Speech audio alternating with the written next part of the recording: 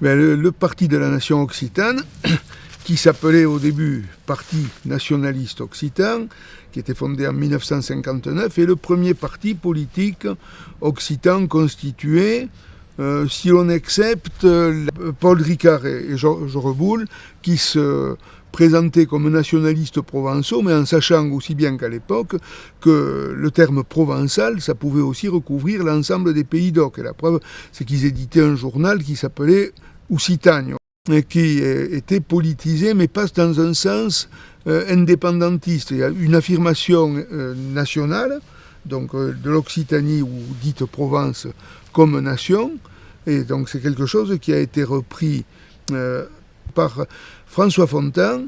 qui lui est parti plus d'une conception générale de l'humanité pour dire, voilà, il y a une théorie, donc il a élaboré une théorie qu'il a appelée ethnisme, qui dit partout où il y a une langue, il y a une nation, il y a un peuple qui porte cette langue, généralement un territoire qui doit y correspondre, où il peut se réaliser, et donc une culture propre. Il y a des tas d'éléments qui sont identifiés très souvent comme constitutifs de la nation, mais l'élément important, synthétique, qui peut dire là il y a une nation différente des autres, et comment elle se délimite, c'est sur la base de la langue, dans ces variétés où d'un point à l'autre les gens arrivent à se comprendre, ce qui est attesté pour l'occitan depuis les travaux des romanistes au XIXe siècle et même avant. Donc Fontan s'est découvert occitan lui-même, et à ce moment-là il faisait comme la totalité des occitans, ou la quasi-totalité, puisqu'il y en a quelques-uns en dehors des frontières françaises qui se croyaient français du Midi, mais français comme les autres, avec un peu de particularité. Il a dit non, ma vraie nationalité c'est occitane, et donc j'applique ma théorie à moi-même, et donc l'Occitanie est une nation qui a un droit légitime à l'indépendance, et même la voie du progrès pour elle, c'est cela. Et ça se passait quand même à une époque historiquement bien constituée, bien donnée, c'est celle de la décolonisation. En 1959, la France était en pleine guerre d'Algérie, et d'ailleurs, Fontan a identifié assez vite que l'indépendance de l'Algérie, que tout le monde, encore à cette année-là, et même a fortiori 2-3 ans plus tôt, considérait que c'était une province française normale, autant légitime que la Bretagne, le Béarn ou l'Alsace, eh bien, l'indépendance de l'Algérie, qui était inéluctable, mettrait un sale coup dans l'idéologie française, et que les Occitans prendraient conscience que peut-être leur sort n'était pas très différent de celui des Français de l'autre côté de la Méditerranée, c'est-à-dire des Français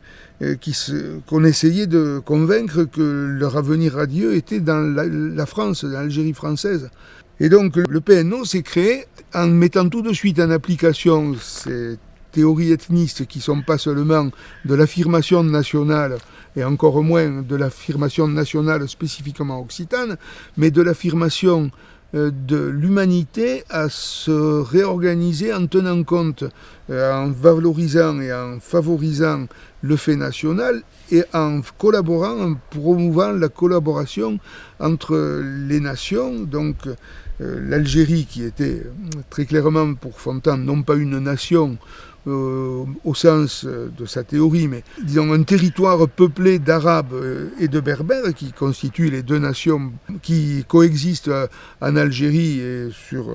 le reste de l'Afrique du Nord. L'Algérie avait droit à son indépendance, avec un front de libération nationale qui rassemblait avec des fortunes diverses les Arabes et les Berbères en lutte pour leur libération, à charge pour eux de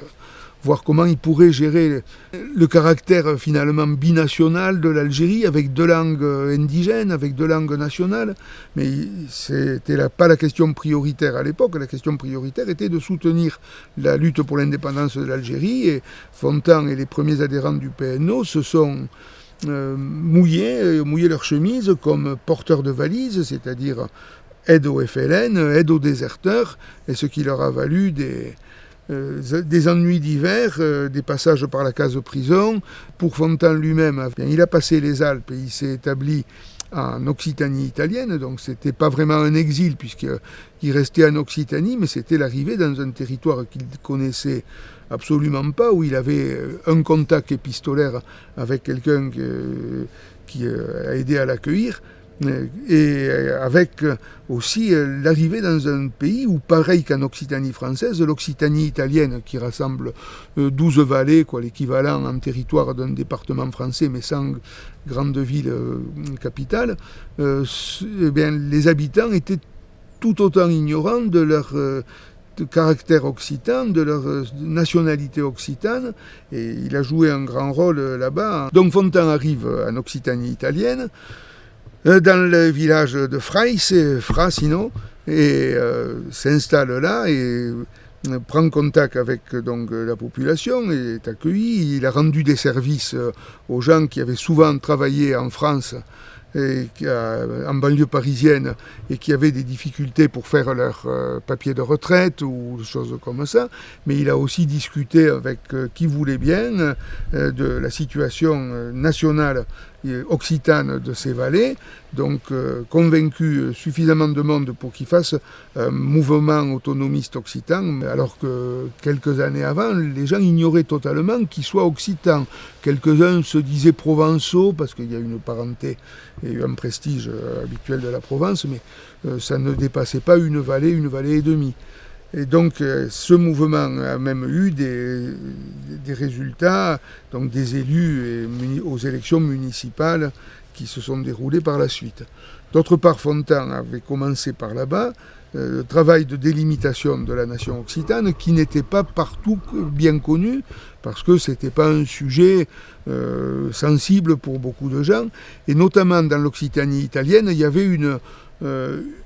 avancée de l'italien et du dialecte piémontais, qui est une variété d'italien, sur les vallées, et sur les basses vallées en particulier. Donc il est allé sur le terrain pour questionner les gens sur ce qui était le parler local, et arriver à établir une carte, donc une délimitation qui est maintenant fait foi pour les vallées du côté entre l'occitan et l'italien.